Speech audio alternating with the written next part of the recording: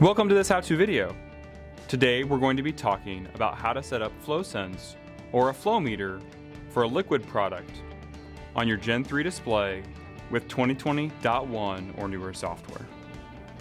Before we get into that, please make sure we've watched the videos or learned about general planner setup, the vApply pump control module setup, as well as vApply HD setup if they apply to this system setup. First, let's press the setup button at the bottom right-hand corner of the screen.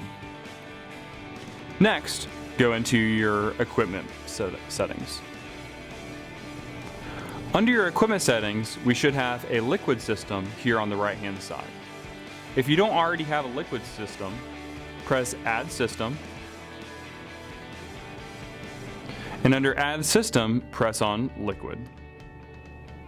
In this case, we already have a liquid system set up. Next, under your liquid system,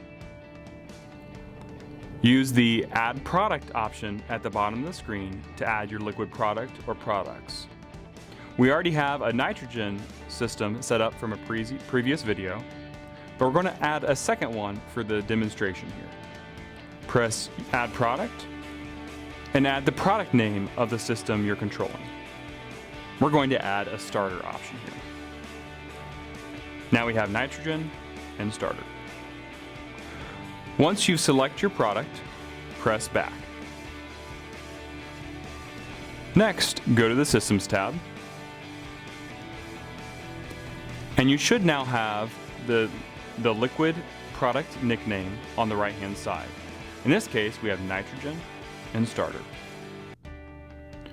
We're going to start off with our planar-wide flow meter. Under Starter, we now have a chart at the top showing our row locations and an Add Hardware option at the bottom. For our planar-wide flow meter, press Add Hardware and select our flow meter option. Next, select which row or rows we have our flow meter plugged into. In this case, we have it plugged into row 1. Once you've selected the row or rows we're plugged into, press Continue. Next, select which rows are being monitored by that flow meter. In this case, we have a map on the left with our row 1. If you have multiple flow meters, there'll be multiple options you can toggle between on this left side. Next, in the center, we have which rows are being monitored by that flow meter.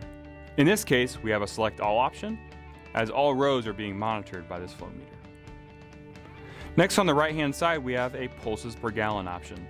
This is for you to enter the pulses per gallon for that particular flow meter. When completed, press Done. At the top of the screen now, we should have a chart showing what row our flow meter has been plugged into, as well as a block of color showing the section. This completes our planar-wide flow meter. Next, we're going to do FlowSense setup.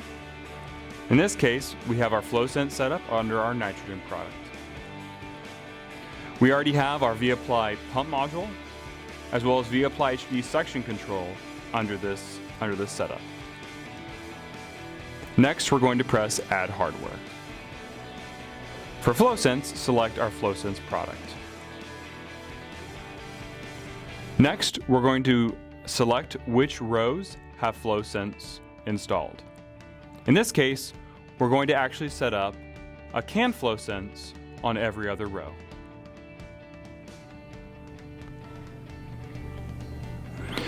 In your specific installation, please select which rows specifically have FlowSense plugged in. Next, once you've selected which rows have it installed, press Continue. The next option here is the electronic setup. On the left-hand side, we have our row locations. In this case, row 2, 4, 6, 8, 10, 12, 14, and 16 have FlowSense plugged in. On the right-hand side, we need to assign the jumper color and flow path that we are using on those rows.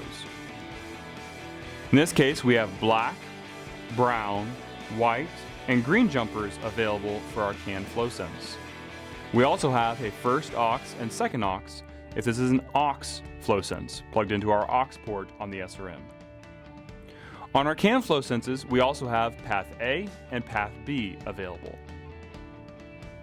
Select which jumper color is plugged into your FlowSense, if it's CAN, as well as which path you'll be using in that row. In this case, our row 2 location, we will be using path A, black jumper for row 1, and path B, black jumper for row 2. If I had a FlowSense on every row, I could just select black A for every row for this product. Or if this was aux, I would select first aux for every individual row. Back to this example, we will be using black A and B on every single row. Again, this is electronically which pass and jumper color are we using for these rows. Next, we will go through all rows individually and set them up. If you need to pause this video at this time to complete this setup before proceeding, please do so. When you're complete, you should have all rows with the jumper color and flow path being used on the left-hand side. When complete, press continue. The next page is from a liquid flow standpoint, what row is being monitored by that path of flow through the FlowSense. In this case, I have my row 2 black path and row 2 black B path, black A and black B, on 2, 4, 6 onward. So for this step, it is recommended that you walk back to the planner and monitor which paths were being plumbed to which rows. In our case here, we have black A monitoring row 1, black B monitoring row 2, and onward. We're going to go through the rest of this. Row 4 black A is 3, 4 black B 4, and onward through. Once you've completed the setup of your flow paths, you also on the right-hand side for each individual module have a flow rate adjustment for different viscosities of fertilizer that you may need to adjust if you find that your flow meter needs to be adjusted for your individual product.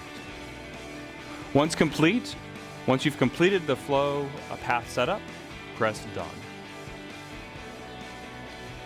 Now, at the top of the screen, we have our vApply rate control module, our vApply HD setup, and our FlowSense setup with a dot for each individual row and a separate block of color for that section.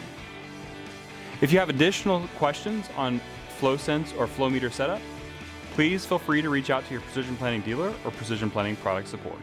Thank you.